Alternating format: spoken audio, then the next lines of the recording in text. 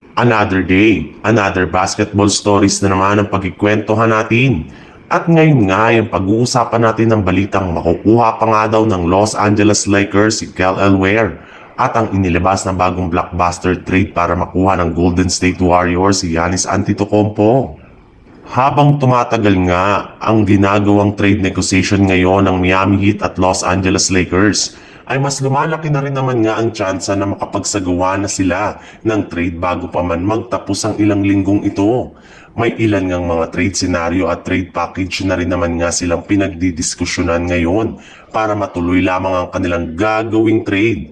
In fact, ayon sa isang insider, maaari nga daw sila na makagawa dito ng isang blockbuster trade kung saan makukuha nga dito ng Los Angeles Lakers sina Andrew Wiggins at Kel'el Ware kapalit ni Rui Hachimura, Dalton Kenny, Maxi Kleber, Shake Milton, isang future first round pick at isang second rounder.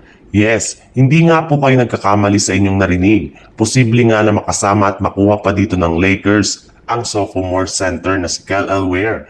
At kapag nangyari nga yan, ay sigurado nga na jackpot si Rob Pelinka dahil masisecure na nga nito ang future ng kanilang prangkisa.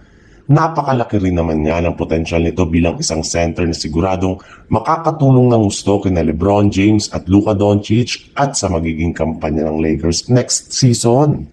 Sa ibang balita naman, matapos nga na malaglag ang Golden State Warriors sa playoffs ay umugong na nga ang balita na balak na nga daw po ni Jonathan Kuminga na umalis sa kanilang team since hindi nga niya dito na ma-maximize ang pagpapa-improve ng kanyang performance.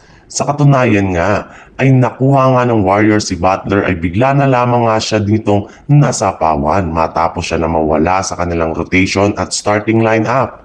At bagamat man nga medyo tumahimik ang mga nagsilabasang trade rumor kay Kuminga ng mga nagdaang linggo, ay inamin na rin naman nga ng isang NBA insider na plano na rin naman nga ng Warriors na ipamigay si Kuminga sa ibang team kapag hindi nito nakuha ang kanyang qualifying offer. Ayaw na rin naman nga nilang masayang na lang ito sa free agency market nang wala silang nakukuhang kapalit.